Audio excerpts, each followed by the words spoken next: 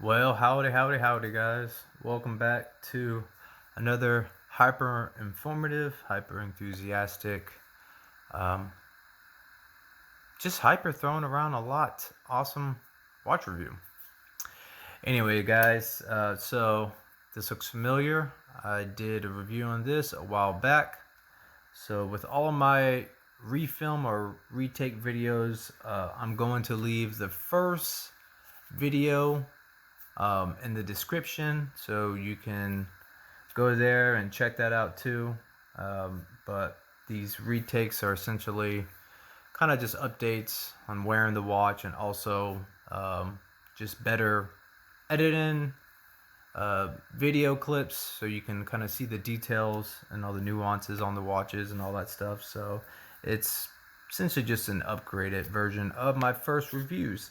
So yeah, I'm going to, starting from this one, I'm gonna start adding them all to the descriptions of each video. So if you're curious on the first video of this watch, check it out in a link below. And like always, like, share, comment, subscribe, do all the good stuff. You know the drill on that. There's a few differences on this video compared to the first one as far as information.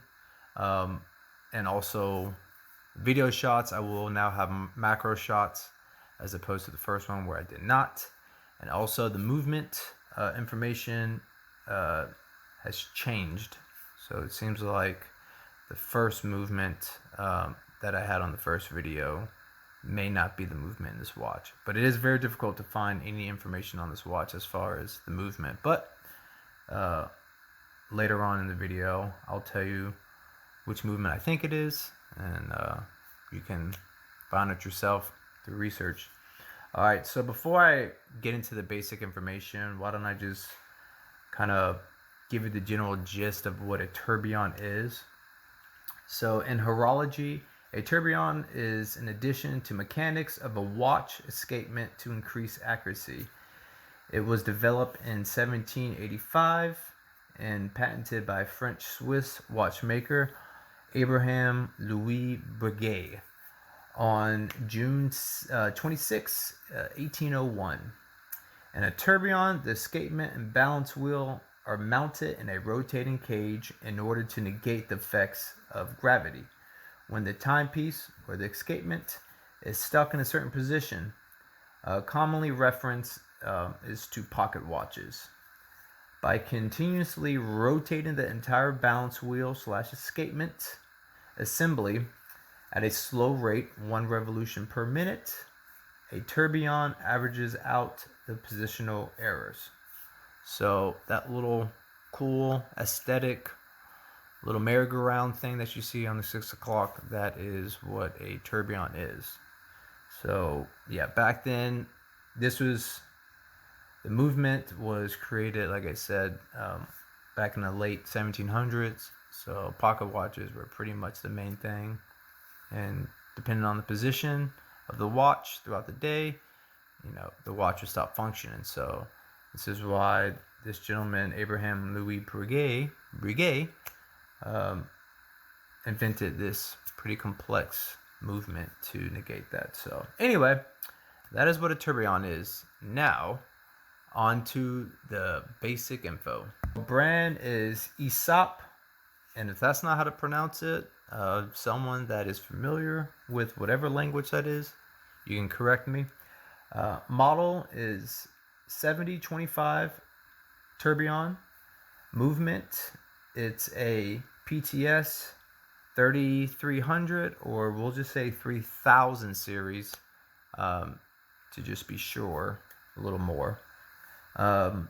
Style, I'd say it's a casual fashion. Water resistance, 50 meters. There are some ads or listings for this watch on Aliexpress that show 100 meters. Well, according to the official Aesop store, it's 50 meters, not 100. So just an FYI. Weight is 87.5 grams.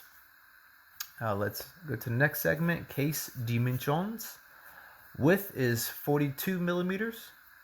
Width with the crown included is 45.5 millimeters. Thickness is 10 millimeters, and lug to lug is 50 millimeters.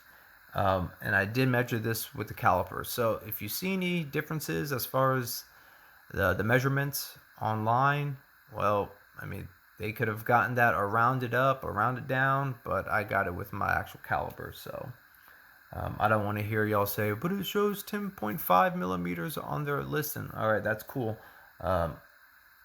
It showed 10 on my caliper.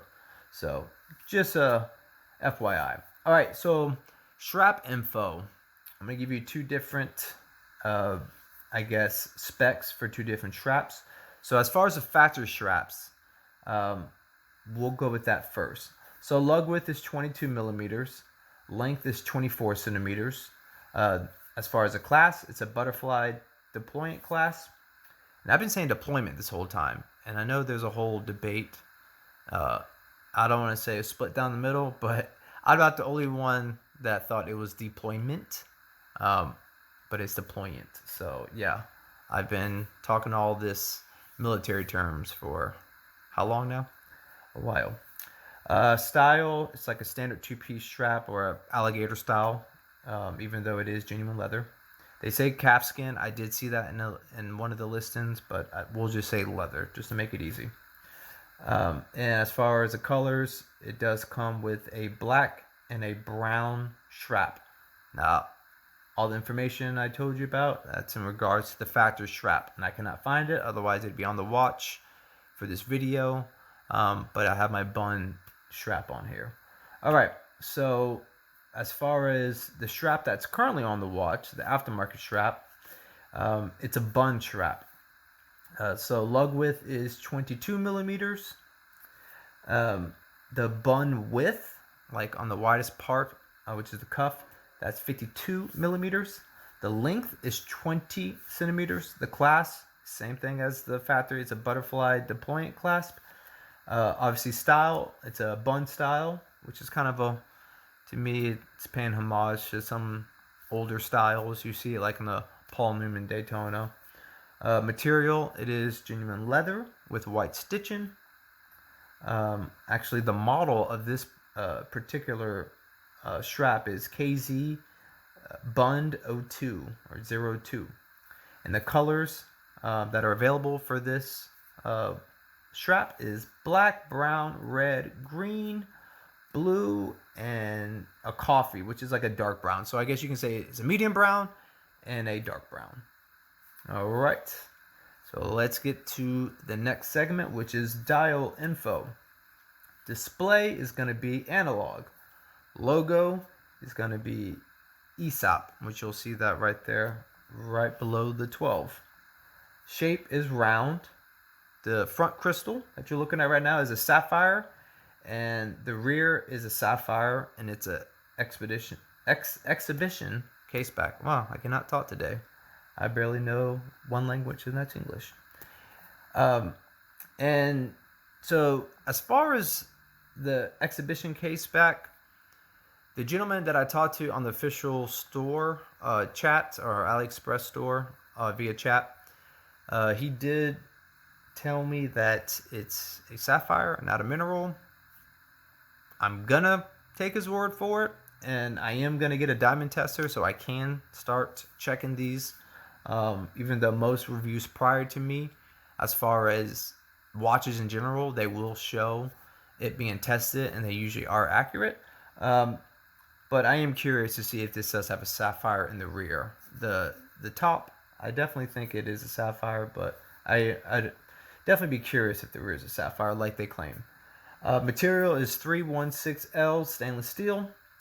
Marker type, you have a single baton and you have a double baton. The double baton is at 12 o'clock. Singles are 1 through 11. Crown, it is a onion style crown, and if you look at it, it looks like an onion, so that's cool. It's a push and pull. It's not a screw down, which then makes me curious about the water resistance, but hey. Features, I'd say the interesting things about this watch, obviously it's a Tourbillon The dial is very interesting. There's really not any other watches that are kind of like that, especially on Aliexpress or at this price point. And it's a Starry Night, or it's a solar system. It's our solar system. And it's a double-sided hollow design. So you can see like right through the watch on the other side. All right, so movement. So as I said earlier, this is where I think things may have changed with a little bit more research. Aesop claims that this is their house movement, and I've heard from another seller of actual tourbillon movement that Aesop uses their own movement, and there's not a name. I've also been told by another source that Hingshu or Hangzhou is the supplier, so I don't know. But I did see another review, and the gentleman, he thinks that it's a PTS 3000 movement, and looking further into that movement, I do think it is a PT 3000. One of the movements, or several. I'd say a 3300, but the three spokes on the tourbillon looks a little different on that website, the PTS Resources Limited website. But all the specs do add up to Aesop specs, so I'm just going to say 3000 series, but I'm kind of edging towards the PTS 3300 to be a little bit more specific. Alright, so as far as the specs on that, accuracy plus and minus 25 seconds per day, power reserve 40 hours, it is a manual wind, BPH or beats per hour is 28,800 or 4 hertz, so this is considered a high beat movement. The thickness is 6.78 millimeters thick, and the diameter is 33 millimeters. So anyway, I'd be interested to see if any of you guys can find out any more information on this movement. Apparently Aesop is also coming out with another movement called the Axis movement or something. That's what they told me. I guess I have another tourbillon movement coming out. Now next is going to be the on wrist portion, so you can check that out in all its glory.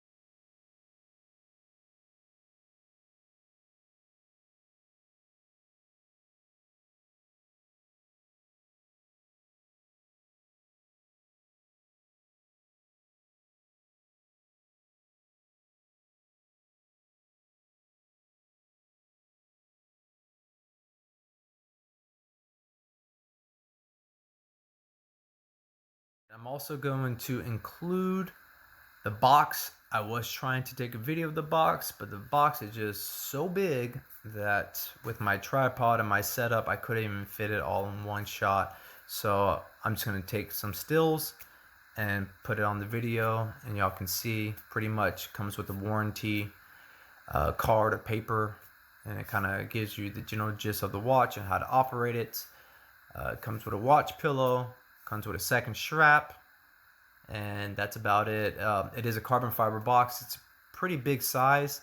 I've seen 2 other boxes that people have received with these Aesop tourbillons. So as of 2022, I don't know if they're sending the carbon fiber boxes, but like I said, I've seen 2 other styles. I have 2 watches on the way. I have a Pagani design Black Bay 36 in sky blue, aka Tiffany blue, and the other watch is a Tandorio, and it is a homage of the Unimatic U2-H homage, but it's going to be in the coffee dial with the brown leather strap. I haven't seen a review on that color dial, or that dial color, so that's why I'm getting it. Like I had mentioned before in several other reviews, I pretty much get watches that I enjoy. Not only that, but watches that haven't really been reviewed before. And the only take back on this watch is that it's pretty noisy. I'll be quiet for 5 seconds to see if you can hear it.